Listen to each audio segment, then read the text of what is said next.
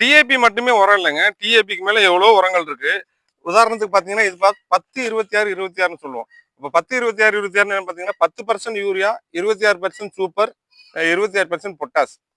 ஓகேங்களா? வந்து ஒரு வகையான காம்ப்ளெக்ஸ் உரம். இதை விட்டீங்கன்னா பார்த்தீங்கன்னா 16, 16, 16. இது 16, 16, 16ல என்ன பார்த்தீங்கன்னா 16% என் நைட்ரஜன், 16% பி பாஸ்பரஸ், 16% பொட்டாஸ். இது ஒரு வகையான காம்ப்ளெக்ஸ் உரம்.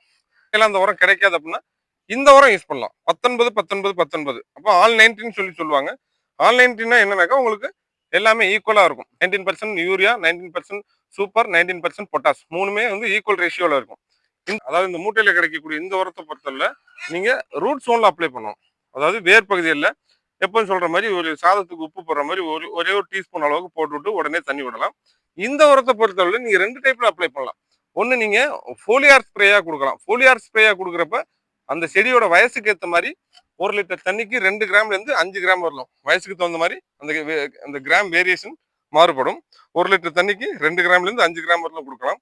இதே ரூட் சோன்ல நீங்க வந்து ட்ரென்ச்சிங், அதாவது அந்த மண் பகுதியை வேர் பகுதியை நனைச்சு விட போறீங்க அப்படின்னாக்கா 1 லிட்டர் தண்ணிக்கு 10 கிராம் வரலாம் ஊற்றி நீங்க அந்த வேர் பகுதியை நனைச்சு விடலாம். இந்த 2 மெத்தட்லயுமே நீங்க ஃபெர்டிலைசர் அப்ளை பண்ணலாம். டிஏபி மட்டுமே உரம் இல்லை, டிஏபி அளவுக்கு அதிகமா கொடுக்குறப்ப என்ன ஆகும் அப்படின்னு பாத்தீங்கன்னா செடிகள் கண்டிப்பா பட்டு போயிடும். காம்ப்ளெக்ஸ் உரமா கொடுக்கும்போது தலைச்சத்து, மணிச்சத்து, சாம்பல் சத்து மூணுமே ஈக்குவலா கிடைக்கும் போது செடிகள் நல்லா செழித்து வளரும். பஞ்சகாவியா கொடுக்கலாம், மீன் அமிலம் கொடுக்கலாம். அப்படி அந்த பழங்கள் வேஸ்டா போயிருதுன்னா அந்த பழத்தை என்ன பண்றீங்கன்னா ஒரு ஜாடியில போட்டு மூடி அதுக்கு ஈக்குவல் ரேஷியோல கொஞ்சோண்டு நாட்டு சர்க்கரையும் கலந்துட்டீங்கன்னா கொஞ்சம் நல்லா அது அப்படியே ஜூஸ் மாதிரி மாறிடும், வைன் மாதிரி மாறிடும். அதை எடுத்து ஸ்ப்ரே பண்ணலாம், பழக்காடின்னு சொல்லுவாங்க.